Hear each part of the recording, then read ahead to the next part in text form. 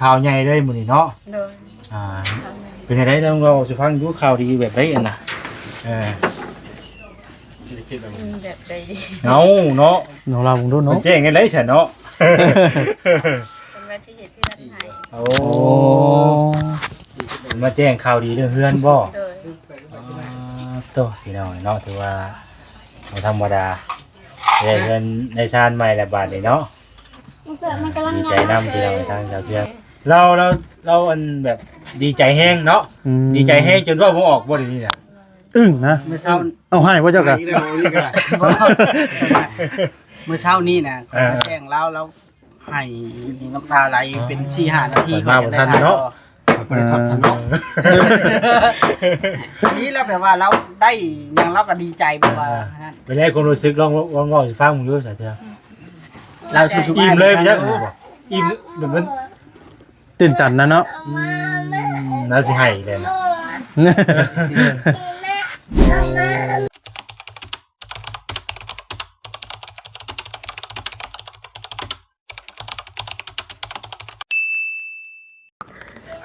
พี่น้องเลยเนาะกับทักทายสบายดีได้พี่น้องเด้อเนาะสบายดีพ่อแม่พี่น้อง FC กันเพื่อสู่คู่สู่คนพี่น้องเลยเนาะบ่ว่าสิอยู่ในและก็ต่างประเทศพี่น้องเลยเนาะตัวเป็นเติร์ดว่าได้พี่น้องเนาะหมองเงินของเงินครัวของทางสาวเทืองพี่น้องเลยเนาะเป็นแนวใดเด้เนาะเดี๋ยวเป็นกลุ่มเป็นครัวอยู่พี่น้องเลยวันนี้เป็นเติร์ดเนาะสวัสดีเด้อเขาห่มไปยังบ่เสียงคนนั้นในกลางพุ่นเนาะกำลังสิเข้าอย่างนี้นี่สวัสดีนี่เจ้านั่งหันก็ได้ค่ะเด้อให้เพิ่นนั่งนี่บนเทินแยงดิได้อยู่ย่านบ่สลีมีบนนั่งโอ้แล้วก็มาอีกเนาะคนนั่งในส่วนอยู่ตรงตารางเนาะว่ากันมาฮอดไปเช้าบนบ่ไปหาเข้าบ่ได้เฮ็ดยังบัดนี้คือเห็นโดยสบายดีเฮ็ดมีแผนการยังคือถึงครัวใหม่บ่อ๋อย่านจะถอยรถยากเห็นคืนนี้เห็นว่าคลิปคืนนี้โอ้ยบ่แซนถอยรถแคบบ่นะเลยบอกเพิ่นมาเลยโอ้เป็นพวกบ่แซนเพิ่นน่ะอันน่ะผู้เก็บคักอยู่เว้ยตะปูยังมาเร่งสิเก็บคือเราเลิกต้องเก็บตะปูเมื่ออย่าได้ตะปูได้จอดเปรย์แซ่บไว้เนาะนี่ว่าบ่แซนต้องถามเจ้าตัวเลยเดียวกันว่าเพิ่นได้ข่าวแบบใดข่าวยังบ่จะได้สาวเทืองได้ข่าวดีเด้อบ่เห็นบ่ติบ่แสนบ่ได้นะติมือใช่มาบอกข่าวดีเด้อว่ะมือบอกก่อนก่อนแล้วนั่นแล้วข่าวดีอันนั้นแล้วข่าวดีข่าวดีมาจากไผบ่รุ่นน้ำเบาแซนมาจากไผเนาะว่าแสนว่าสิกำลังสิเมื่อเมื่อวานนี่พี่น้องเนาะกำลังว่าสิเมื่อโดดพอดีว่าหยอกสะเทือนกันนะว่ะพี่น้องเนาะแจ้งข่าวดีแล้วก่อนว่ะแต่ว่ายังบ่ทันได้บอกได้มื้ออื่นก่อนว่ะตื่นเช้ามาว่าโอ้แจ้งข่าวดีว่ะเนาะข่อยซิงแจ้งก่อนบ่ไหวเบาเนาะบ่ไหวเบาเนาะโอ้ยบ่เป็นหยังก็ดีแล้วเนาะแม่นถ่ายนำอีกดีใจนำพี่น้องเนาะมีข่าวดีข่าวใหญ่เลยมื้อนี้เนาะโดยเป็นจังได๋เราสิฟังดูข่าวดีแบบใดอันน่ะแบบใดดีเอาเนาะน้องเราบุงดูเนาะแจ้งกันได้ฉันเนาะเป็นว่าสิเฮ็ดเฮือนให้โอ้มาแจ้งข่าวดีเรื่องเฮือนบ่โดยตัวพี่น้องเนาะถือว่าบ่ธรรมดาได้เงินในชาติใหม่ละบาทนี่เนาะดีใจนำพี่น้องในทางชาวเทืองเพิ่นฮะคือเป็นนี่คือไรบ่ขาอ่อนแล้วข่อยว่าบ่คักเลยเล่นบ่สวยนะกากล้องข่อยอ่อนเลยต้องกาวจ้ำเถอะแจ้งข่าวดีก่อนขาอ่อนแล้วไปดิขากล้องบ่ขากล้องเป็นได้ขนาดเทือนอยู่แล้วบ่ขนาดเทือนความกว้างความใหญ่ความยาวแต่แหวนอ้าวเบาเทือนคือว่าเป็นละบาดนี่ว่าแม่เจ้าดิเพิ่นว มาเนาะตามผู้รักผู้ใหญ่ เราว่าดีใจอยู่แจ๊กเลย อึ้งได้แล้วอึ้งได้เลยนี่ อึ้งเลย ให้หากระบิดนี่ ได้ อันน่ะ ให้ได้บ่เบิ่งคลิปกันบ่นี่วินเนาะ7คูณ9บ่แสนผู้รักผู้ใหญ่เพิ่นว่า โอ้7 ชาว12ต้น 9 9 32ต้น ชาว12ต้น ก็พ่วงนะ วางชำเฮือนเบาลิ อืม พ่วง7คูณ9 7 ต้ คู อง ณ การเรื่องเตี้ยกับ7คูณ9 ใหญ่คือกันหมดใหญ่เนาะ 7คูณ9ได้เรื่องเตี้ยคูณ9 ตัวแห้งเนาะกับบ่ประมาณ เฮือน2ชั้นบ่2ชั้นบ่ รายตึกอยู่ประมาณ300,000 ปลาย300,000เกือบ4แล้ว เลยเป็นคันเนาะ10,000เนาะ เข้าไปใช้เรือนนั่นไหม บ่ได้บ่ ผมว่าอ่าง มันส่งมาที่ได้นี่ ช่วงมื้อ ส่งแบบของมัน ช่วงกรุ๊ปบ่ นะ ที่บ้านคาโมของบ่ เดียวกัน300,000 ปลายคือ200,000เนี่ยเว้ยมันจะก็ลืมแหละบ่ได้จดไว้นะมันจะคร่าว ต้องรักมือ มันสะโอนโดนนะเนาะ ๆได้ยินทางพระอาจารย์เพิ่นว่า300,000 ปลายแล้วว่าคนฝากเงินได้คนเป็นผู้ฝากเงินมันก็หลายอย่างหลายแนวเนาะค่านั่นค่านี่แน่พี่น้องค่าซื้อค่าสร้าง นู่นนี่นั่นเลยเนาะ เป็นได้ใช้เรื่องเฮือนเสาเทืองน่ะมาแจ้งข่าวมื้อนี้แล้วบ่เลยบ่หรือว่าใดๆเรื่องซานเอ้า อึ้งอยู่เด้มาไว้ว่าโอลิ แล้วก็ต้องยังบ่ไล่ อึ้งคือกันเด้ มาพี่นะ มาพี่นะเจ้านะเราอึ้งแห้งได้ดีนะ ทางนั้นแล้วก็บ่ว่าบาดนี้ เดี๋ยวหน่อยเราสิให้อีกเลย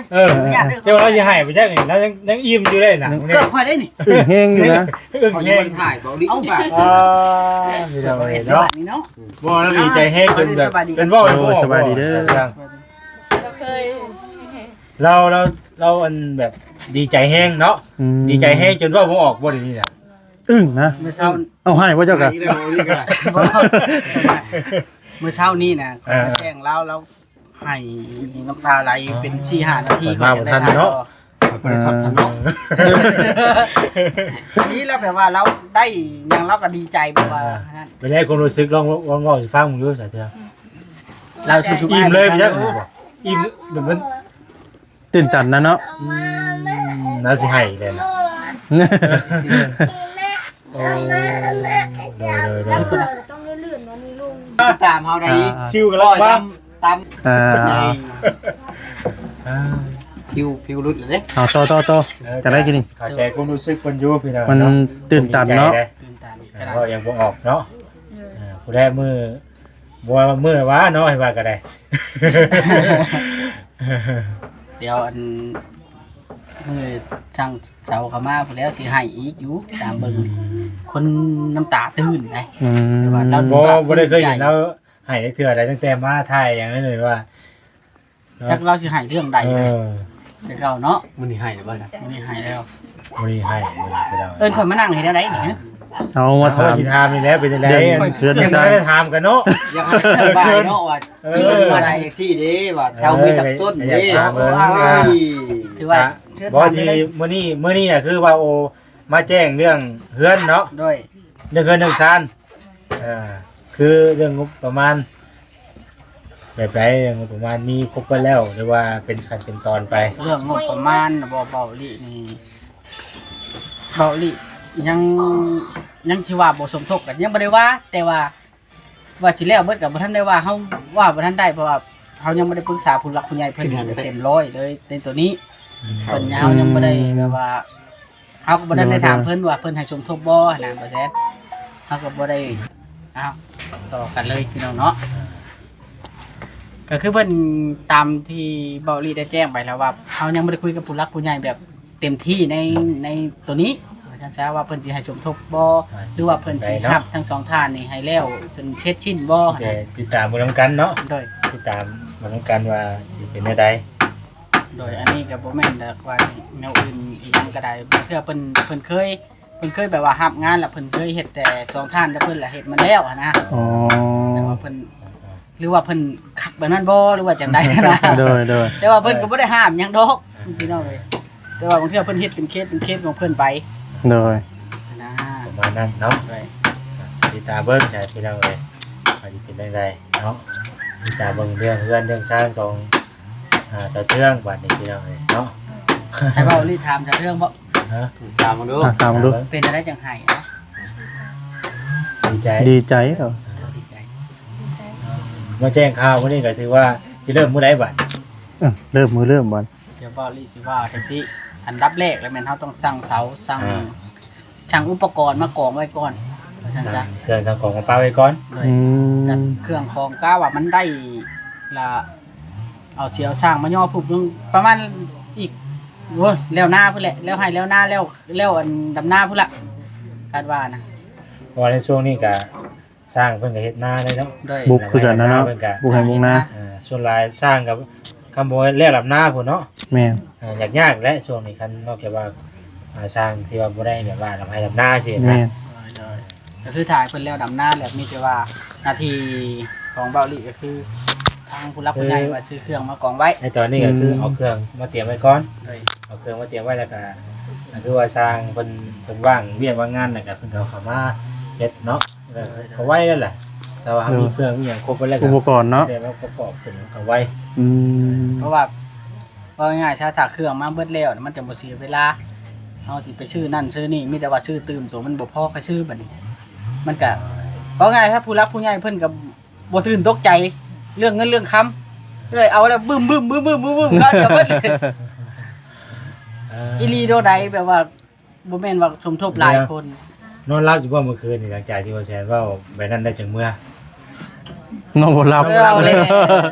โอเคอันนี้เลยชาวเที่ยวน้องบ่รับเลยบ่ ขึ้นมาวันได้กินข้าวอีดีบัดนี่ โดย อยากให้เว่าอีกว่าเป็น แต่ เนาะ คนละคนมาบอกเนาะผู้หนึงว่าผู้หนึงมาบอกเนาะ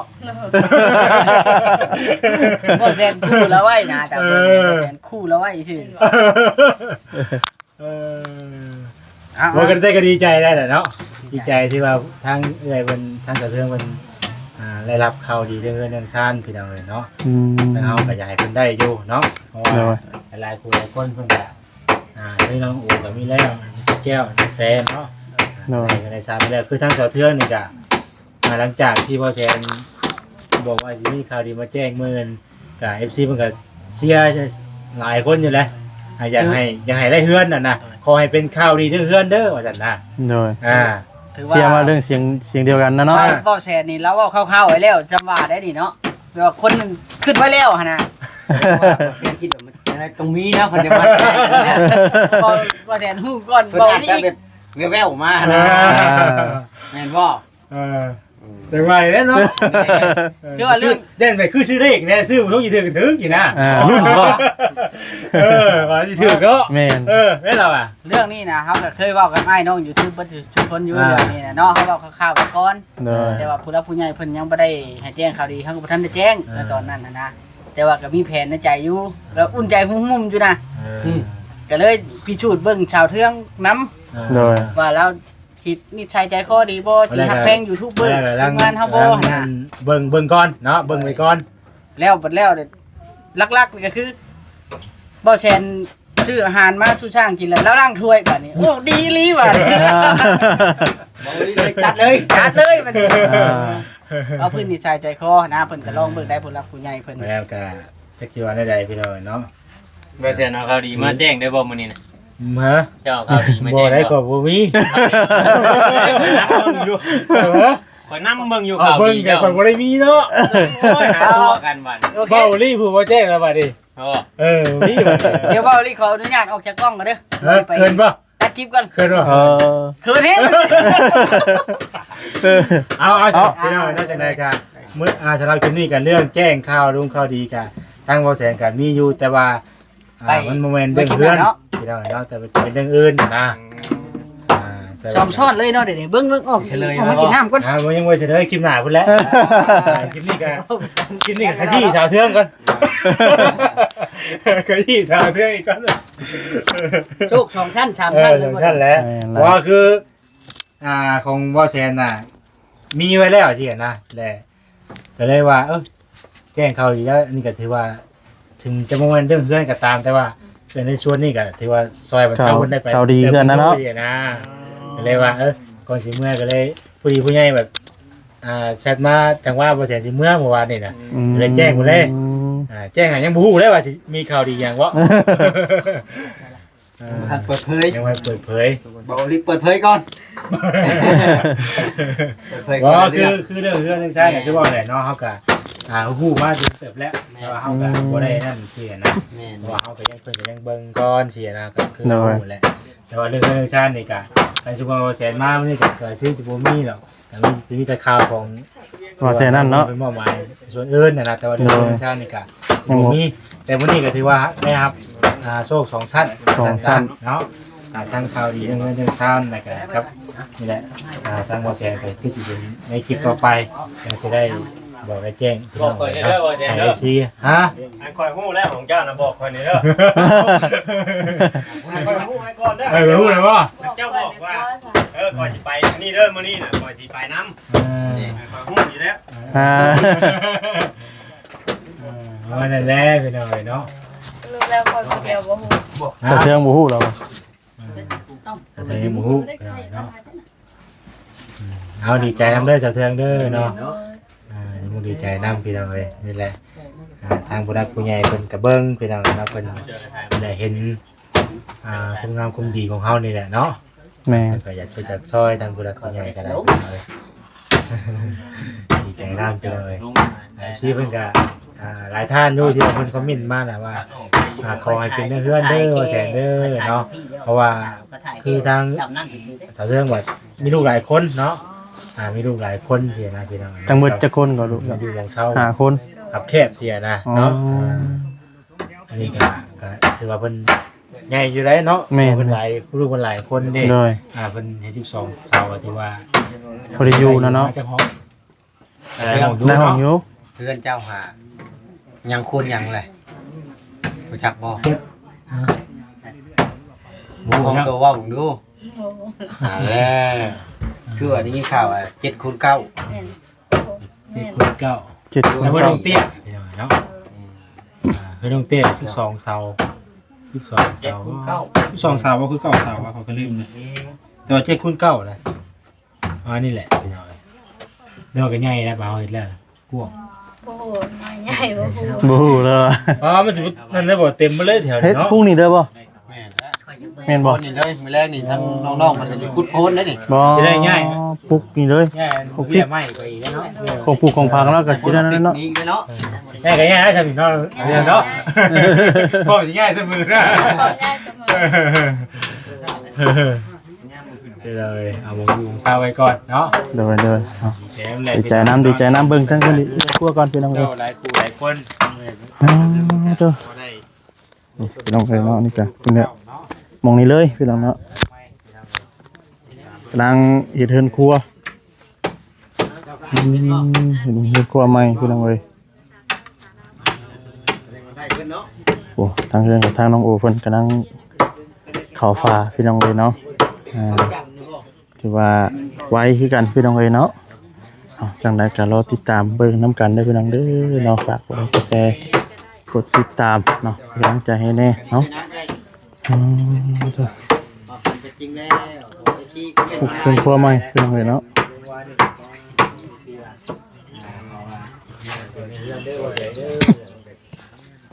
พี่น้องเอ้ยเนาะเพื่อนทางน้องแต่มีตู้ปั่นพี่น้องเอ้ย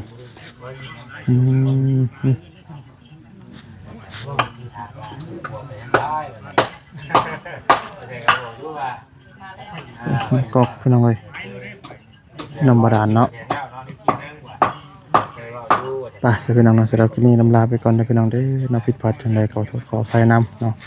คำบอกคำจาใดจังหวัดสุรินทร์เนาะบอกบ่น้ำพูเนาะขอโทษขออภัยนำเด้อพี่น้องเด้อเนาะฝากกดไลค์กดแชร์กดติดตามเนาะลำลาไปก่อนแล้วอยู่ดีมีแรงเบ่จะกูทุกคนเนาะสบายดีพี่น้องเอ้ย